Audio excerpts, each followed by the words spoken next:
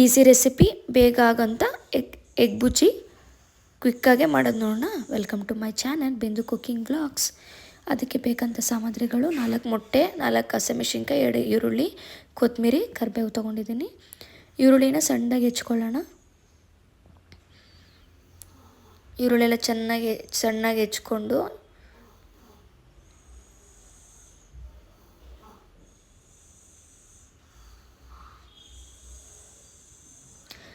ಚಪಾತಿಗೆ ಮತ್ತು ರೈಸ್ಗೆ ಕ್ವಿಕ್ಕಾಗಂಥ ರೆಸಿಪಿ ಏನಂದರೆ ಎಗ್ ಬುಜ್ಜಿ.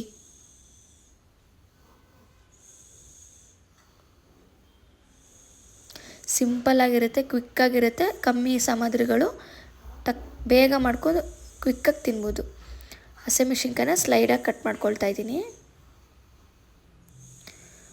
ಹಸಿಮೆಣಸಿನ್ಕಾಯಿ ಖಾರಕ್ಕೆ ನೋಡ್ಕೊಂಡು ಹಾಕ್ಕೊಳ್ಳಿ. ಕೊತ್ತಂಬರಿನ ಇವಾಗ ಸಣ್ಣದಾಗಿ ಚಾಪ್ ಮಾಡ್ಕೊಳ್ತಾ ಇದ್ದೀನಿ.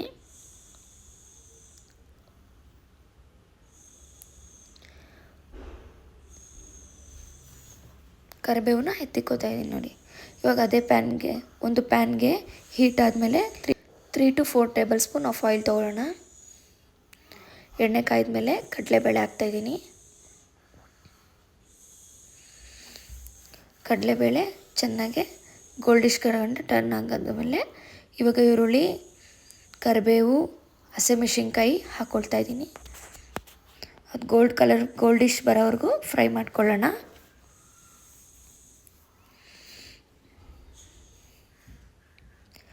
ಈರುಳ್ಳಿ ಫ್ರೈ ಆಗ್ತಾಯಿದೆ. ಇಲ್ಲಿ ಸೈಡಲ್ಲಿ ನಾವು ಒಂದು ಬೌಲ್ಗೆ ಎಗ್ ತೊಗೊಳ್ತಾ ಇದ್ದೀನಿ. 4 ಮೊಟ್ಟೆನ ಹಾಕ್ಕೊಳ್ತಾ ಇದ್ದೀನಿ.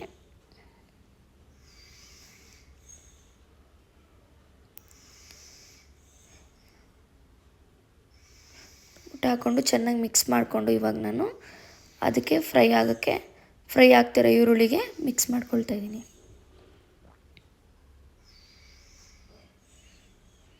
ಸ್ಲಿಮ್ಮಲ್ಲಿ ಇಟ್ಕೊಳ್ಳಿ. ಈರುಳ್ಳಿ ಮೊಟ್ಟೆ ಎಲ್ಲ ಸ್ವಲ್ಪ ಬೇಯಗಂಟ ಸ್ಲಿಮ್ಮಲ್ಲಿ ಇಟ್ಕೊಳ್ಳಿ.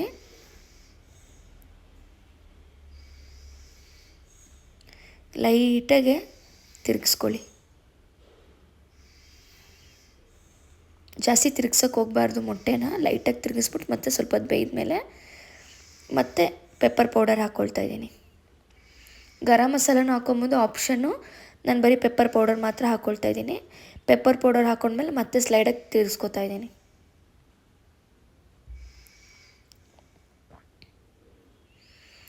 ಅದು ಮೊಟ್ಟೆ ಎಲ್ಲ ಚೆನ್ನಾಗಿ ಮೊಟ್ಟೆಗೆಲ್ಲ ಹಿಡಿಬೇಕು ಪೆಪ್ಪರು. ಚೆನ್ನಾಗಿ ಮಿಕ್ಸ್ ಮಾಡ್ಕೊಳ್ಳಿ. ಮೊಟ್ಟೆನ ಚೆನ್ನಾಗೆ ಚಿಕ್ಕದಾಗೆ ಮಾಡ್ಕೋಬೇಕು. ಮೊಟ್ಟೆನ ಸ್ವಲ್ಪ ಹೊತ್ತು ಹಾಗೆ ಬೇಯಲಿ ಎಣ್ಣೆಯಲ್ಲೇ.